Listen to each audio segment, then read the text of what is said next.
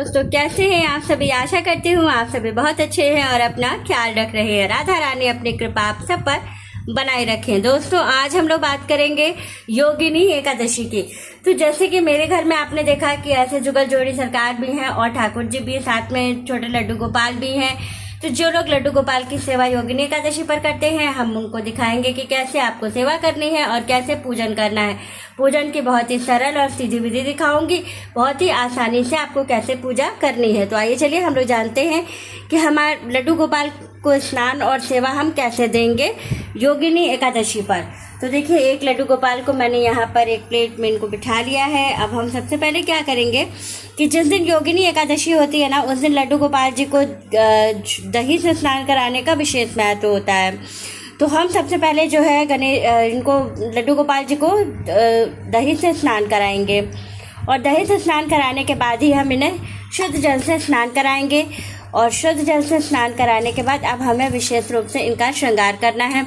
तो आइए चलिए देखते हैं कैसे इनका श्रृंगार करना है। लड्डू गोपाल को स्नान करा के उनको वस्त्र पहना दिया है और उनका श्रृंगार कर दिया है। अब हमें क्या करना है, सभी लोगों को स्थान देना है। तो सबसे पहले हम हरे विष्णु जी के लिए स्थान बनाएंगे। तो इसके लिए हम क्या करेंगे, थोड़ी सी काली तिल डालेंगे और चौकी पर, और उसके बाद से उनको तिल का आसन देते हुए हरे विष्णु जी की जो तस्वीर है उनको बैठा देंगे। इसके बाद हम गणेश जी को बैठाएंगे, क्योंकि बिना गणेश जी के पूजा के कोई भी पूजा पूरी नहीं होती है। तो गणेश जी के लिए भी हम थोड़ा सा तिल रखेंगे और उसके ऊपर फिर हम अपने गणेश जी को स्थापित करेंगे। और फिर इसके बाद से लड्डू गोपाल जी के लिए भी हम थोड़ा सा यहाँ पर आसन देंगे तिल का, और इसके बाद से हम लड्डू गोपाल जी को यहाँ पर से बिठा देंगे। लड्डू गोपाल जी को बिठाने के बाद फिर हमें क्या करना है कि अब हम करेंगे इनका विशेष रूप से श्रृंगार। जो है सबसे पहले लड्डू गोपाल जी को चंदन लगाएंगे और फिर उसके बाद से गणेश जी को चंदन लगाएंगे और इसके बाद हम हरि विष्णु जी को चंदन समर्पित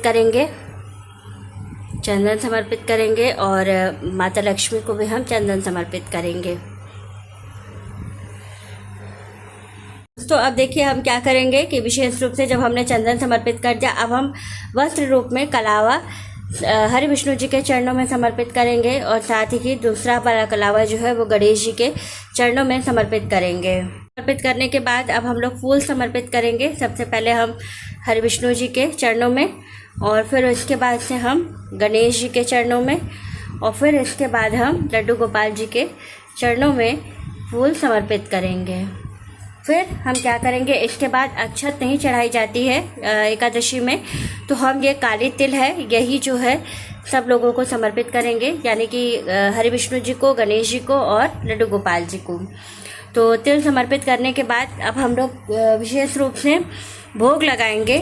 तो भोग में हमें क्या लगाना है, तो हमें विशेष रूप से जो भोग समर्पित करना है, भोग में आपको विशेष रूप से देखिए हमें आम का भोग लगाना है। तो सबसे पहले हम गणेश जी को आम भोग लगाएंगे। तो गणेश जी के भोग में जो है विशेष रूप से हमें ध्यान रखना होता है कि तुलसी नहीं चढ़ानी होती है, तो हम तुलसी इसमें नहीं चढ़ाएंगे।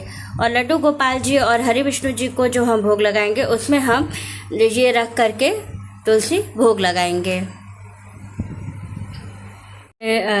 भोग लगाने के बाद हमने दीपक जला दिया है और दीपक जलाने के बाद अब हम विशेष रूप से दक्षिणा चढ़ाएंगे।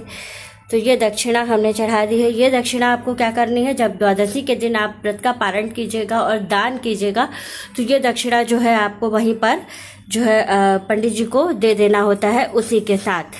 और इसके बाद हम क्या करेंगे, व्रत का संकल्प लेंगे। व्रत का संकल्प हमें कैसे लेना है, तो हम ऐसे हाथ में काली तिल लेंगे और तिल लेने के बाद हम बोलेंगे, हे प्रभु आज मैंने योगिनी एकादशी पर आपका सर्वोच्च व्रत रखा है और मेरे इस व्रत को पूर्ण कीजिए, और अगर हमसे कोई गलती हो जाती है तो आप हमें क्षमा करें। इतना कहते हुए एक लोटे में आपको जल रखना है और इस तिल को इसी लोटे में डाल देना है। फिर आपको क्या करना है, जब आपकी संपूर्ण पूजा हो जाएगी तो आपको ये जो जल है लोटे वाला, ये जल आपको जा करके तुलसी जी के क्यारे में डाल देना है। तो इस तरह से आपको पहले संपूर्ण पूजा करनी है और पूजा करने के बाद विशेष रूप से आपको क्या करना है, थोड़ा सा हाथ में जल लेना है और फिर हाथ में ऐसे जल ले करके ऐसे आपको भगवान के पास से वार करके ऐसे नीचे गिरा देना है। और फिर भगवान से प्रार्थना करनी है। और इसके बाद हम करेंगे हरि विष्णु जी की योगिनी एकादशी की कथा, तो वो मैं अगली वीडियो में आपको कथा बता दूंगी।